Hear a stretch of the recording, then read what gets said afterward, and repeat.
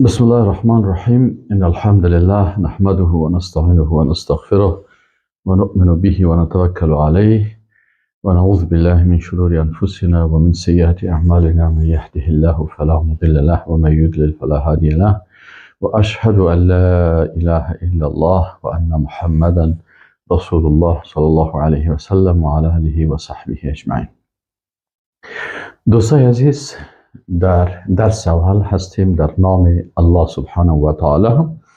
بعد از اینکه فهمیدیم که الله سبحانه و تعالی باید در 6 مسئله که مستحق عبادت الله بود و الله معبود به حق است و مستحق عبادت است و مستحق اطاعت است و چهارمین نقطه‌اش این بود که عبادت و اطاعت مخصوص الله هست و پنجمیش این بود که الله سبحانه و تعالی دارای صفات و افعال بسیار عالی هست که به جلال و عظمت از او شایسته هست و ششمی ای که عبادت الله سبحانه و تعالی بدون طریقه پیغمبرش از طریقه دیگی فهمیده نمیشه. خب میم سر این قسمت دوم که رئیس الموحدین که رسول الله صلی الله علیه و سلم است. اللهم صل علی محمد و علی آل محمد کما صلیت علی ابراهیم و علی آل ابراهیم انک حمید مجید. این پیغمبر با عظمت، این حبیب الله، این رسول الله صلی الله علیه و سلم که برش و ما ینطق عن الهوا، که از خواهشات خود صحبت نمیکرد بلکه ان هو الا وحی یوحى، برش وحی میه. میبینیم که رسول الله صلی الله علیه و سلم که رئیس الموحدین هست اسم الله را چه قسم معرفی میکنه. با وجود از که خودش پیغمبر الله است، ولی از اولیاء الله است، رئیس موحدین است، رئیس المجاهدین است، قادة المجاهدین و اولین دعوتگر یعنی داعی بزرگ اسلام هست، صفات بسیار عالی داره. حال خودش در مقابل عزت با عظمتی که الله هست چه قسم استاد میشه و چه قسم امرای از او چه قسم او رو بر ما معرفی میکنه، به شکل عملی چه قسم با او مناجات میکنه. رسول الله صلی الله علیه و سلم اسوه ما هست و بر ما درس و تعلیم میده که الله را این قسم بشناسیم. خب ای رسول الله صلی الله علیه و سلم بر ما معرفی کو که الله را چه قسم ما بشناسیم. اول رسول الله صلی الله علیه و سلم میگه که الله که است معبود به حق است که مستحق عبادت است. معبود به حق است که مستحق عبادت است. امام ابی داود رحمه الله تعالی روایت میکنه. طبعا امام ابی داود در سنن ابی داود در حدیث 5071 روایت میکنه که عن انس بن مالک ان رسول الله صلی الله علیه و سلم قال، میگه که انس بن مالک رضی الله تعالی عنه فرمودن که رسول الله صلی الله علیه و سلم فرمودن من قال حين یصبح او یمسی، هر کسی که صبح میکنه و یا عصر رو دیگر میکنه و شب میکنه چی بگویم؟ میگه اللهم انی اصبحت، میگه یا الله من صبح کردم، اشهدو که تو را شاهد میگردانم و اشهدو حملت عرشی، که یا الله اول ذات مقدس خودت شاهد میگردانم، باز حمله عرش تو را، اون ملائکه هایی که عرش رحمان حمل میکنن اونا را هم شاهد میگردانم و ملائکتک و تمام ملائکه تو را و جمیع خلقک و تمام مخلوقاتت. الله را شاهد میگردانه، حمله عرش، حاملین عرش شاهد میگردانه و ملائکه را به صورت عام شاهد میگردانه و تمام مخلوقاتت کل از اینها را شاهد میگردانم انک انت الله، یا الله سبحان الله، یقینا که تو الله هستی، معبود به حق هستی، مستحق عبادت هستی، مستحق اطاعت هستی و عبادت مخصوص تو است. لا اله الا انت، نیست هیچ معبود به حقی که مستحق عبادت باشه، ذاتش عبادت شود و شریعتش اطاعت شود الا انت، بغیر از تو یا الله. و ان محمدا و یقینا که محمد صلی الله علیه و سلم کس عبدک و رسولک، بنده تو هست. میبینین رسول الله صلی الله علیه و سلم خود معرفی میکنه که محمد صلی الله علیه و سلم بنده تو هست، تو الله هستی، تو مستحق عبادت هستی و محمد بنده تو هست و رسولک و رسول تو هست. رسول الله صلی الله علیه و سلم میگه که اگر کسی با اموت یک عقیده امی کلمات بگویه، اعتق الله ربعه من النار، الله متعال چهارم حصه بدن زیره از آتش دوزخ نجات میده. یکی بر چهار. خب یکی بر سه بر چهار دیگهش مان. فمن قالها مرتین، به رسول الله صلی الله علیه و سلم میگه که اگر کسی ایره 2 مرتبه گفت، اللهم اینی اصبحت اشهدک و اشهد حملة عرشک و ملائکتک و جمیع خلقک انک انت الله لا اله الا انت و ان محمدا عبدک و رسولک. اگه کسی را 2 مرتبه گفت، اعتق الله نصفه، الله متعال نصف اعضای بدن، یک بر 2 بدن زیر از آتش دوزخ نجات میده. و من قالها 3، و هر کسی که اگر ایر 3 مرتبه گفت، اعتق الله 3 ارباعه، الله متعال 3 بر 4 حصه وجود زیر از آتش دوزخ نجات میده. فان قالها 4 اعتقه الله من النار. اما اگر کسی 4 مرتبه ایر صبح میگه یا 4 مرتبه ایر شام میگه، الله متعال ایر از آتش دوزخ کاملا نجات میده. چرا؟ این اساس عقیده توحید است.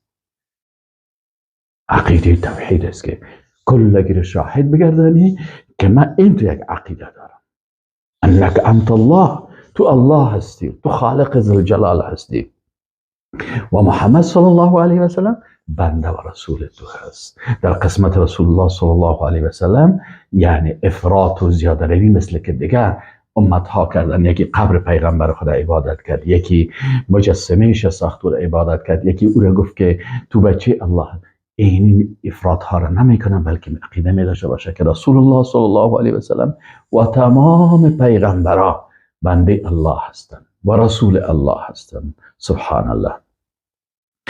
خب و رسول الله صلی الله علیه و سلم مغیره بن شعبه رضی الله تعالی عنه روایت میکنه ان النبی صلی الله علیه و سلم كان یقول فی دبر كل صلاه مکتوبه، میگه رسول الله صلی الله علیه و سلم بعد از هر نماز فرض امی عقیده توحید میگفت و به شکل عملی برای امت خود تعلیم میده. چی میگم؟ لا اله الا الله وحده لا شریک له، لا اله نیست هیچ معبودی به حقی که مستحق عبادت باشه و عبادت خاص بر ازو بگردانی الا الله، بغیر از الله، وحده لا شریک له، ذات یگانه هست، لا شریک له، بر ازو هیچ شریک نیست، له الملک، سبحان الله، ذات یگانه هست که مستحق عبادت است، مستحق اطاعت است، بر ازو رکوع و سجده و دست دعا بلند. چی میگن؟ وحده و یگانگی، لا شریک له، بر ازو هیچ شریک نیست، نه از ملائکه، نه از پیغمبران، نه از اولیاء، هیچ کسی با او شریک شده نمیتونه. له الملک، بر ازو خاص است مالکیت، خاص است بر ازو تصرف در تمام کائنات. وله الحمد، و خاص است بر ازو حمد، ثنا و صفت، خاص است بر ازو. و هو على كل شيء قدیر، و او بر هر چیز قدرتمند است. باز برش میگه که اللهم یا الله لا مانع لما اعطیت. تقول رسول الله صلی الله علیه و سلم توحید عملا بر ما تعلیم میده. خودش میگه اللهم یا الله لا مانع لما اعطیت، نیست مانع کننده به او چیزی که تو برای کسی بیتی و بخشش کنی.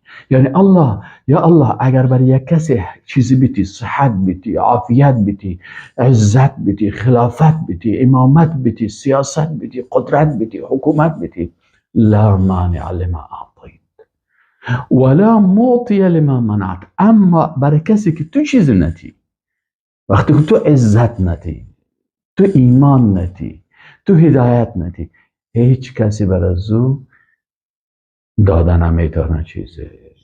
حتی خود رسول الله صلی الله علیه و آله من برای کسی چیز داده نمیتونم، یا الله فقط تو هستی که هدایت، ایمان، استقامت، كل چیز مربوط تو هست.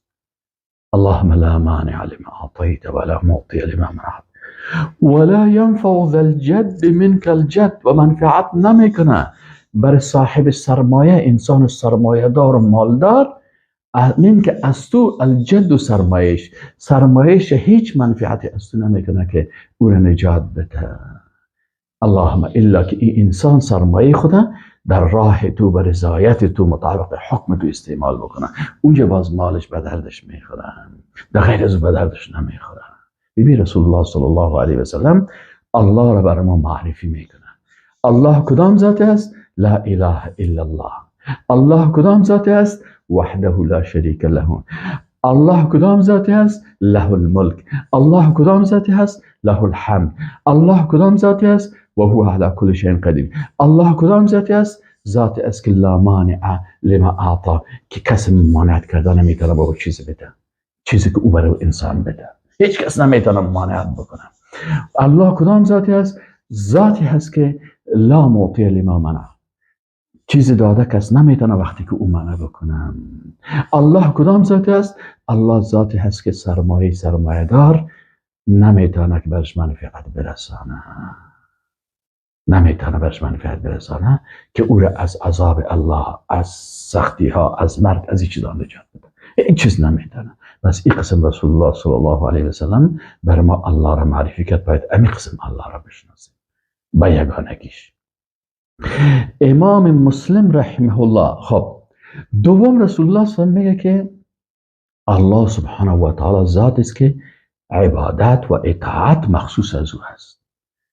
اگر میخوای که بنده خوب الله باشی، عبادت مخصوص الله بکن، مطیع احکام الله باش، شریعت الله را سر تطبیق بکن و قوانین دیگران را کلش رد بکن و تسلیم هیچ قانون نشو. امام مسلم رحمه الله در صحیح مسلم روایت میکنه عن عبد الله بن الزبير رضي الله عنهما انه كان يقول دبر كل صلاة. میگه عبدالله ابن زبیر رضی الله تعالی عنه چی میکرد؟ میگه در پشت هر نماز میگفت حین یسلم، وقتی که سلام میداد از نماز خود چی میگفت؟ لا اله الا الله وحده لا شریک له، له الملك وله الحمد وهو على كل شيء قدير، لا حول ولا قوة إلا بالله، لا إله إلا الله ولا نعبد إلا إياه، له النعمة وله الفضل وله الثناء الحسن، لا إله إلا الله مخلصين له الدين ولو كره الكافرون.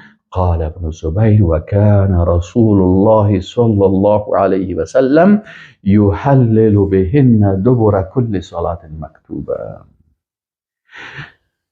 عبدالله ابن زبیر رضی الله تعالی عنه وقتی که سلام دور میداد این کلمات میگفت و باز چی میگفت؟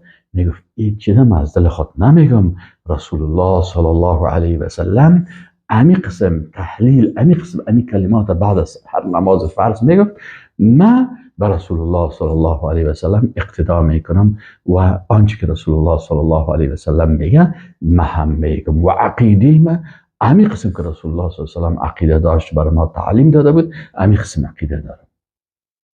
چی میگفت؟ لا اله الا الله، نیست هیچ معبودی که اطاعت شوه و عبادت شوه الا الله، بغیر از الله وحده به یگانگیش، لا شریک له، بر از او هیچ شریک نیست، له الملک، ذات با عظمت است که مالکیت و تصرف مخصوص از الله للاختصاص والاستحقاق، مستحق مالکیت، مستحق تصرف در تمام کائنات، مستحق تصرف در وجود ما و تمام مخلوقات او هست. له الملک وله الحمد، و حمد مخصوص از او و مستحق حمد او است. و هو علی کل شیء قدیر، و هو به هر چیز قدرتمند است. لا حول ولا قوة. چی معنی؟ لا حول من المعصیه، برگشت نیست از گناه، ما نمیتونیم که از گناه خدا نجات بدیم. ولا قوة بالطاعه، و قوت نیست به اطاعت الا بالله، مگر به قدرت الله، مگر به استعانت الله، مگر به کمک الله. لا حول ولا قوة الا بالله، همین معنیش است. و رسول الله صلی الله علیه و سلم برای خالق متعال بندگی خود بیان میکنه، عاجزی خود بیان میکنه و برای ما میگه که شما هم به ما اقتدا بکنین. عبدالله بن زبیر رضی الله عنه هم به رسول الله صلی الله علیه و سلم صحابی هست، اقتدا میکنه و همین قسم برای الله عاجزی و بندگی خود بیان میکنه. لا حول ولا قوة الا بالله. لا حول یعنی توانایی نداریم برای برگشت از چی؟ عن المعصیه، از گناه ها. ولا قوت و قوت نداریم به چی؟ به طاعت، که طاعت الله را بکنیم. الا بالله، مگر به استعانت الله. الباء للاستعانه، مگر به استعانت الله، مگر به کمک الله.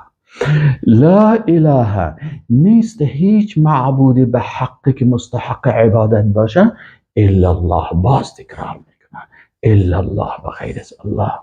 ولا نعبد، ای مردم، رسول الله صلی الله علیه و سلم میگه ما که بنده های الله هستیم. خود رسول الله صلی الله علیه و سلم و اصحابش و تمام مؤمنان کلگی اعتراف میکنه که ولا نعبد الا ایاه، عبادت نمیکنیم مگر الله را. ما ملائکه را عبادت نمیکنیم، ما پیغمبران را عبادت نمیکنیم، ما اولیاء الله را عبادت نمیکنیم، ما دوستای الله را عبادت نمیکنیم. کلش دوست داریم لکن عبادتشان نمیکنیم. عبادت کی نمیکنیم؟ فقط الله را میکنیم. ولا نعبد الا ایاه له النعمه. چرا؟ تمام نعمت ها مخصوص از او هست. ما را کی زندگی داده؟ الله. پیغمبر زندگی نداده، پیغمبر برای خود زندگی داده نمیتونه. فرزندش با وجود ازی که شخصیت بسیار بزرگ است، رسول الله است، حبیب الله است، لکن فرزندش پیش روی چشماش وفات میکنه. خورترک بچه‌هایش فوت میکنه، نمیتونه اونا را حیات بده، نجات بده، شفا بده. تمام نعمت ها که هست که برای پیغمبر، خود نعمت پیغمبری به رسول الله صلی الله علیه و سلم کی داده؟ الله داده. برای ما تو نعمت ایمان کی داده؟ الله داده. این نعمت الله هست که توفیق داده که ما و شما الحمدلله الله را به وحدانیتش به طریق رسول الله صلی الله علیه و سلم بشناسیم. و از الله میخوایم که یا الله در این راه بر ما استقامت نصیب بکن، یا الله در این راه بر ما شهادت نصیب بکن، در این راه یا الله در این راه ما را به روز قیامت حشر بکن. ولا نعبد الا ایاه. این کل نعمتا له النعمه، تمام نعمتا مخصوص از او هست. و له الفضل، و تمام فضیلت که است مخصوص از او است. یک لام بل استحقاق و اختصاص است. چقدر یک لام چقدر پر معنا است. له النعمه و له الفضل و له الثناء الحسن، و مخصوص الله هست ثنای نیک. یعنی رسول الله صلی الله علیه و سلم میخواهد این ذکر خود برای ما چی درس بده؟ برای ما میگه که او مردم، لا اله الا الله، معبود نیست بغیر از الله. او واحد است، لا شریک است. در عبادت و اطاعت کسی را شریک از او نسازین.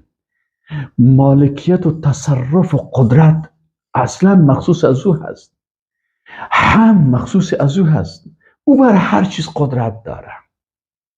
برگشت از معصیت نیست مگر استعانت از او. تو اطاعت و عبادت کرده نمیتونی، قوت به عبادت نداری مگر به کمک از او. نیست هیچ معبود به حق، نیست هیچ کسی مستحق عبادت، نیست هیچ کسی که ذاتی که عبادت مخصوص از او باشه الا الله و غیر از الله. ما که هستیم کسی دیگر عبادت نمی کنیم به غیر از الله. نعمت ها کلش مخصوص از او هست. او برای ما این نعمت ها را میده. وله الفضل، و تمام فضائل که هست مخصوصی از او هست. او فضیلت میده، یکی را پیغمبر میسازه، یکی را نبوت میده، یکی را رسالت میده، یکی را ایمان میده، یکی را تقوا میده، یکی را سعادت دنیا و آخرت برش میده، یکی را مادیات میده، یکی را معنویات میده، یکی را همه چیز برش نصیب میکنه. سبحان الله. کل نعمت ها مخصوص از او هست. وله الثناء الحسن، ثناء نیک هست مخصوص از او هست که به جلال و عظمت از او شایسته هست. لا اله الا الله، نیست هیچ معبودی به حقی الا الله، مگر الله الله الله، و غیر از الله کسی دیگه نیست. مخلصین، ما ایره کلش میگیم در حالی که اخلاص داریم به الله. له الدین، دین مخصوص از او بیان میکنیم. اخلاص به الله هست و دین هم مخصوص الله هست. دینداری و ایمانداری مخصوص الله هست. ولو کره الکافرون، اگرچه کافرها بد ببینن، بدگویی بکنن، دشنام بتن، نامای عجیب و غریب سر ما بانه، ان الذين اجرموا كانوا من الذين امنوا يضحكون، سر مسلمان ها مجرما را الله معرفی میکنه. اونا سر مسلمان ها چی میکردن؟ خنده میکردن. ان الذين اجرموا كانوا من الذين امنوا يضحكون و اذا مروا بهم يتغامزون، وقتی که از مسلمان ها تیر میشن غمزه و فکایی و چیره و اشارای رنگارنگ میکردن. ان الذين اجرموا كانوا من الذين امنوا يضحكون و اذا مروا بهم يتغامزون و اذا انقلبوا الى اهلهم انقلبوا فكهين. پیش اما اهل خود، پیش از امو بیتینای خود که میره پیش از او، باز بسیار خوشحال میباشه و فکایی گویی میکنن. و اذا انقلبوا الى اهلهم انقلبوا فكهين و اذا رآهم قالوا ان هؤلاء لضالون. باز وقتی که مسلمان ها را میبینه، باز میگه که مسلمان ها گمراه هستند، سرشنامای عجیب و غریب میمونن. و اینا الله متعال میگه. رسول الله صلی الله علیه و سلم چی میگه؟ مخلصین له الدین ولو کره الکافرون و ما امروا الا لیعبدوا الله مخلصین له الدین حنفاء. متوجه هستید دیگه امت های اسلام همین قسم حکم شده بود. ولو کره الکافرون، اگرچه کافران بد ببینن. قال ابن الزبیر و کان رسول الله صلی الله علیه و سلم یحلل بهن دبر کل صلاة مکتوبه. میگه رسول الله صلی الله علیه و سلم بعد از هر نماز فرضی همین قسم عاجزی خدا، عبادت خدا، اخلاص خدا، دینداری خدا، ایمانداری خدا به الله بیان میکرد. و چه خوب است که اینو عقیده داشته باشیم، عقیده توحیدی، و بعد از هر نماز فرض همین قسم بگوییم که لا اله الا الله وحده لا شریک له له الملک، با معنایش، با عقیده، با فکر، با قلب. نه قسم که زبان گفته بریم مثلا فکرت نباشه. نه، لا اله الا الله وحده لا شريك له له الملك وله الحمد وهو على كل شيء قدير لا حول ولا قوة إلا بالله لا إله إلا الله ولا نعبد إلا إياه له النعمة وله الفضل وله الثناء الحسن لا إله إلا الله مخلصين له الدين ولو كره الكافرون. سبحان الله. چقدر با لذت است و چقدر مزه‌دار است وقتی که انسان عقیده توحیده. ذاق طعم الایمان من رضی بالله ربا و بالاسلام دینا و بمحمد رسولا. رسول الله صلی الله علیه و آله میگه هر چیزی یک لذت داره. لذت ایمان که پیدا میکنه من رضی بالله ربا و بالاسلام دینا و بمحمد صلی الله علیه و سلم رسول. وقتی که الله را بر ربوبیت قبول کردیم و اسلام الدین خود قبول کردیم و رسول الله صلی الله علیه و سلم رسول خود قبول کردیم، اینجا الله رسول الله صلی الله علیه و سلم میگه که این چی است؟ لذت ایمان انسان میفهمه و از کفر دوری میکنن، از زندگی در بین کفار دوری میکنن، از محبت کفار، از همکاری با کفار، از کل از دوری میکنن. چرا؟ رضی بالله ربنا و بالاسلام دینا و بمحمد صلی الله علیه و سلم نبی و رسولا. سوم، رسول الله صلی الله علیه و سلم الله را معرفی میکنه، میگه الله ذات با عظمت است که دارای نامها و صفات است که به جلال و عظمت از اون شایسته هست. و جلال و عظمت از اون شایسته هست. امام احمد بن حنبل رحمه الله روایت میکنه در مسند احمد بن حنبل، یکی از کتاب‌های حدیث رسول الله صلی الله علیه و سلم، کتاب مسند احمد بن حنبل است. بسیار کتاب بزرگ است، تقریبا بیش از 30,000 حدیث در او جمع کرده. عن عبدالله قال رسول الله صلی الله علیه و سلم، عبدالله یک صحابی مبارک است، میگه که رسول الله صلی الله علیه و سلم فرمود که ما اصاب احدا قط همون ولا حزن میگه نمیرسه به یک شخصی قطعا ابدا. همون یک جگرخونی و حزن یک جگرخونی، هموم یعنی غم، رنج، درد، حزن جگرخونی، پریشانی. فقال امی شخص وقتی در حالت جگرخونی و غم و درد خود چی میگن؟ اللهم انی عبدک. سبحان الله. در غم خود، در درد خود، در مشکلات خود به ذات ذوالجلال رجوع میکنه و میگه اللهم، یا الله، انی عبدک، من بنده تو هستم. ابن عبدک، پسر بنده تو هستم، یعنی پدرم هم بنده تو هست. ابن امتک، پسر کنیز تو هستم، یعنی مادرم هم بنده تو هست. ناصیتی بیدک، همین ناصیه پیشانی رو میگن، یعنی وقتی که پیشانی یک کس به دست تصرف یک کس باشن دیگه کل اعضای بدن از او به تصرف از او هست. یا الله، اختیار من و اینمی پیشانی من ای به دست تو هست. ماضن فی حکمک، یا الله، احکام تو در در در در در در ما حکم تو جاری هست.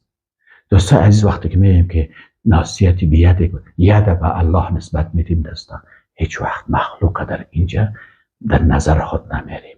چرا؟ مخلوق که هست، دست مخلوق و صفات مخلوق صفات ضعف. وقتی که میگیم به الله، الله کدام چیز را به خود نسبت داده رسول الله صلی الله علیه و آله، از ذهن خود مخلوق میکشیم.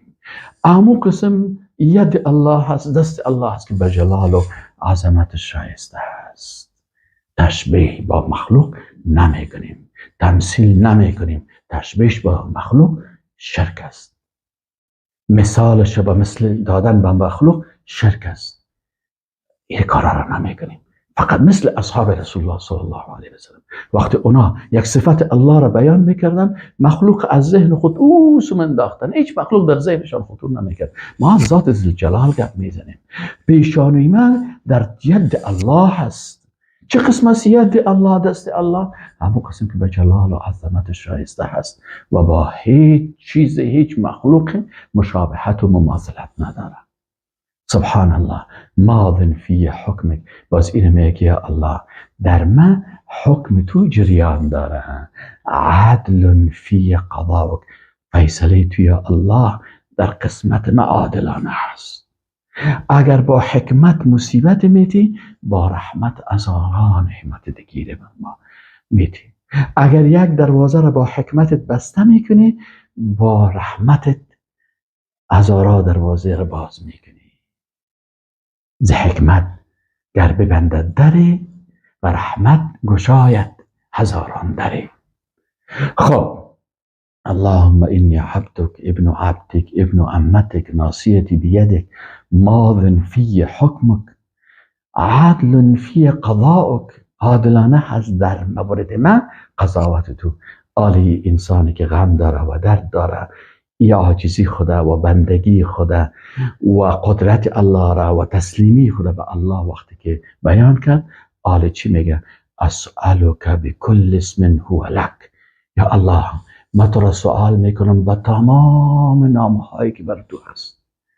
چقدر استعداد از این نامها نمیفهمیم.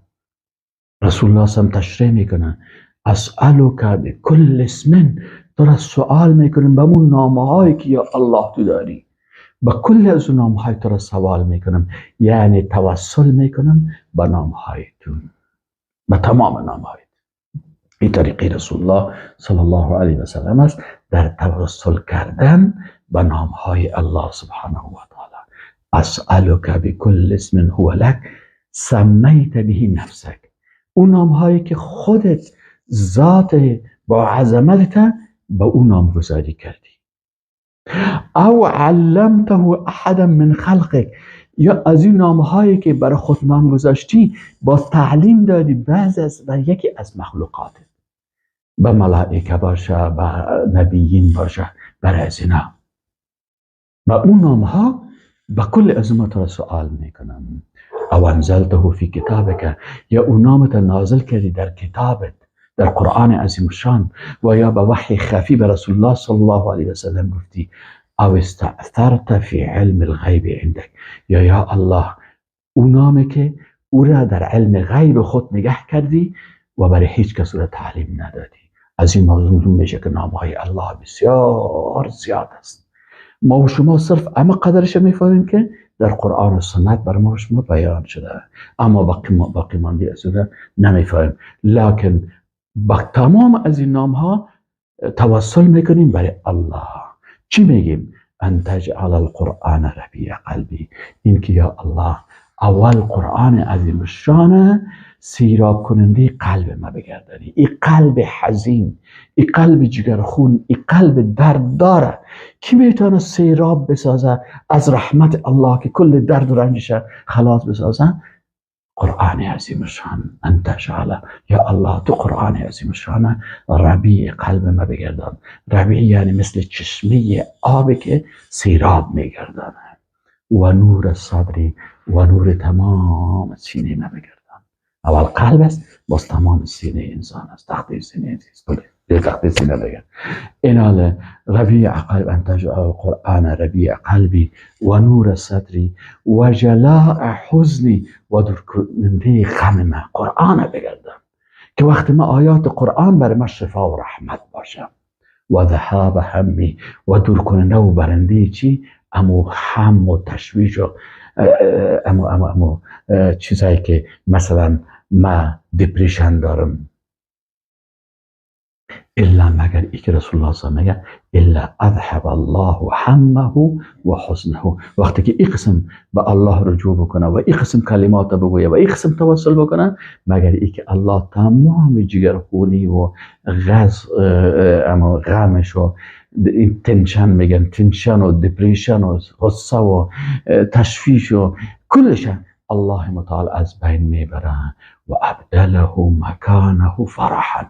رسول الله صلی الله علیه و سلم میگه که واز الله متعال به عوض از برش چی تبدیل میکنه؟ خوشی نصیبش میکنه. و ابدله تبدیل میکنه غمش به چی؟ به خوشی. و ما ینطق عن الهوی. رسول الله صلی الله علیه و سلم خود گپ نمیزد، این هو الا وحی یوحی، برش وحی میشد. قال، این صحابی میگه فقیل، یک کسی میگه گفت که یا رسول الله، ای رسول الله صلی الله علیه و سلم الا نتعلمها، آیا امیر یاد نگیریم؟ فقال، میگه رسول الله صلی الله علیه و سلم فرمود بله ایره یاد بگیرید. ینبغی لمن سمعها ان یتعلمها.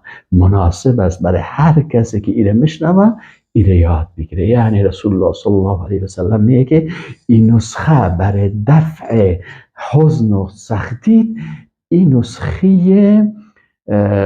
چی هست؟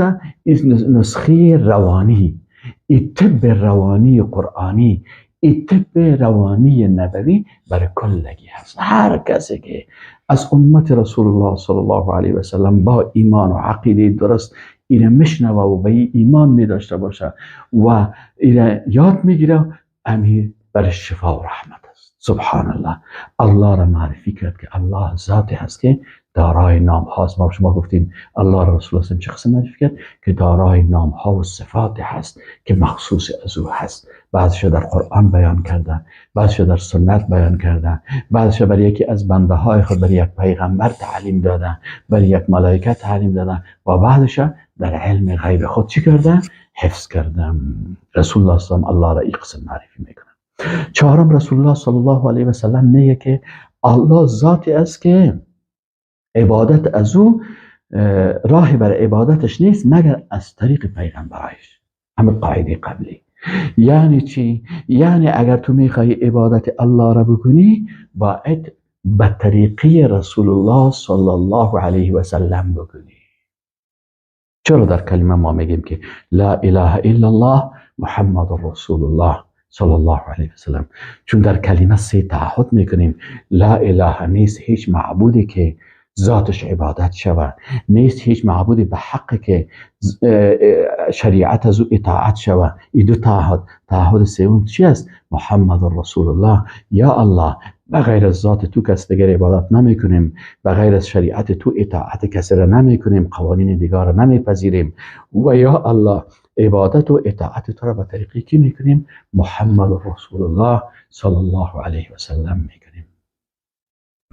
پس عبادت الله نمیشه مگر به طریقه رسول الله صلی الله علیه و سلم. هر کس که از راه و طریق رسول الله صلی الله علیه و سلم یک کمک خدا اوزو کرد به گمراهی میره و شیطان ایره شکار میکنه. امروز دشمنای اسلام چی میکنن؟ میخواه که مثلا تعهد اول تو را خراب بکنن. چه قسم تعهد اول تو را خراب میکنن؟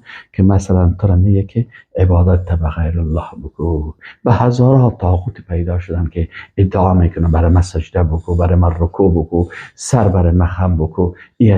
اینه. یا از شخصیت ها را معرفی میکنه برو به مجسمه فلانی عبادت بکو، برو به قبر فلانی عبادت بکو، تا تعهدت را که با الله کردی که فقط الله را عبادت کنی از پیش بگیره.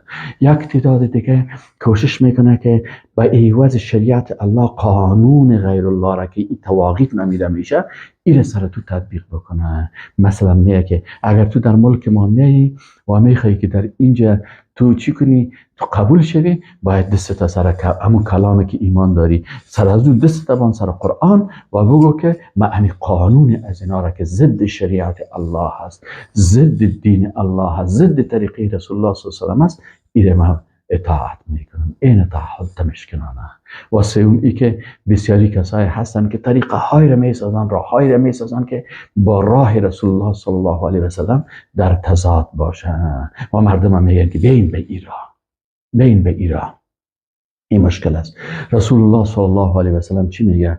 عن جابر رضی الله عنه میگه، امام نسائی رضی الله عنه روایت میکنه که عن جابر یقول رأیت رسول الله صلی الله علیه و سلم، میگه من رسول الله صلی الله علیه و سلم دیدم که یرمیل جمره، که جمره همون جمرات که در حج میزنن، سنچله میگیرن و میزنن. میگه من رسول الله صلی الله علیه و سلم دیدم که همون جمرات هم میزنن. ما شما میگیم شیطان هم میزنن، بوده جمرات است. و هو علی بعیره، و رسول الله صلی الله علیه و سلم امی جمره را میزنه در حالی که سوار است بالای شتر خود. و هو یقول، رسول الله صلی الله علیه و سلم چی میگفت؟ یا ایها الناس، او مردم، خذوا مناسککم، مناسکتان بگیرین. در روایت دیگه میگه خذوا عنی مناسککم، یعنی رسول الله صلی الله علیه و سلم میگه که از من مناسکتان بگیرین، یاد بگیرین من چه قسم حج میکنم، چه قسم مثلا طواف میکنم، چه قسم جمرات میزنم. فانی لا ادری لعلی لا احج بعد عامی، میگه من نمیفهم، شاید که من سال آینده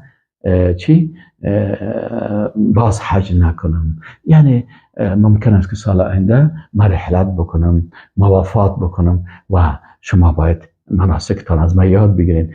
پس اینال عبادت نمیشه مگر از طریقی که باید به طریقی پیغمبر شود. حج ما که میکنیم به طریقی کی میکنیم؟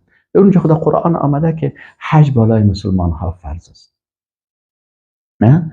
اما طریقش به طریق رسول الله صلی الله علیه و سلم. امام ابن ماجه رحمه الله روایت میکنه عن عرباد ابن ساریه، عرباد ابن ساریه یقول، میگه قام فینا رسول الله صلی الله علیه و سلم، میگه یک روز رسول الله صلی الله علیه و سلم در بین ما خیست، ذات یوم، یک روز فوعظنا موعظه بلیغه، میگه یک موعظه، یک وعظ بسیار بلیغ بر ما کرد. وجلت منها القلوب، قلبهای ما در تکان آمد. و ذرفت منها العیون، چشمها، اشکها از این خطبه رسول الله صلی الله علیه و سلم، ذرفت منها العیون، از چشمها اشکها پایین شد. فقیل یا رسول الله، گفته شد که ای رسول الله صلی الله علیه و سلم وعظتنا موعظه مودع، گفت بر ما تو وعظ کردی مثل که یک کسی وعده میکنه میره، تو یک موعظه بر ما کردی، فعهد الینا بعهد، یک عهد بر ما بکو. فقال، میگه رسول الله صلی الله علیه و سلم بر از اینا، یعنی بر ما یک عهده بتی، یک وظیفه بتی، یک تعهدی که ما بکنیم. میگه رسول الله صلی الله علیه و سلم گفت که علیکم بتقوا الله، بالایتان لازم است که از الله بترسید، تقوای الله را اختیار بکنین.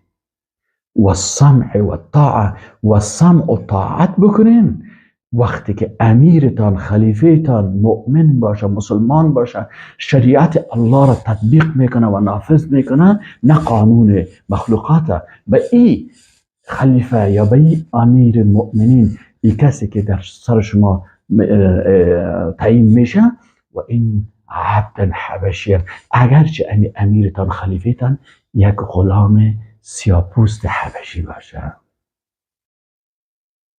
او را اطاعت بکنین، بس شرطی که او به الله اطاعت بکنه و رسولش اطاعت بکنه، شریعت الله را نافذ داشته باشه. خب و سترون من بعد اختلافا شدیدا، بعد از ما بسیار اختلافات میبینین.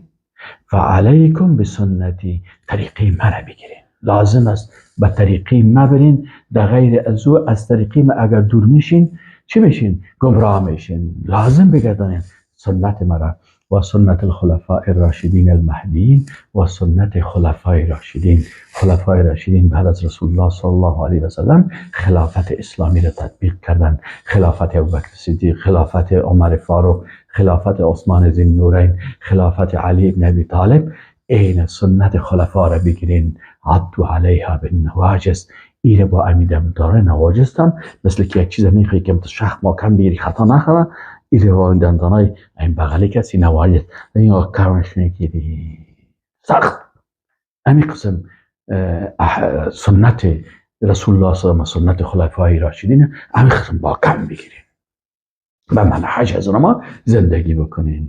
ببینید که ابوبکر صدیق چه قسم عمل کرد. اول رسول الله صلی الله علیه و سلم، بعد از ببینید که ابوبکر صدیق رضی الله عنه نظام سیاسیش چه قسم بود، نظام اجتماعیش چه قسم بود، چه قسم جهاد میکرد، با امرای مثلا مرتدین چه قسم اینا جنگیدن و چه قسم کسایی که از حکم الله سرباز میزدن حکم ارتداد از اونا را کردن. سنت و طریقه از اونا را بگیرین، از ابوبکر صدیق، از عمر فاروق. ببینید که عمر فاروق چه قسم حکومت ساخت، چه قسم خلافت ساخت، چه قسم تطبیق کرد، چه قسم فتوحات کرد، چه قسم جهاد کرد. و سنت الخلفاء راشدین المهدیین، این خلفای راشدینی که یا مهدی هستن یعنی هدایت شده هستن. هدایت رسول الله هم شهادت میده که اینا هدایت هستن. از کسی رای کسی ببینی که او هدایت شده، پشت کسی نرو که او خودش معلوم نیست که هدایت شده یا نشده.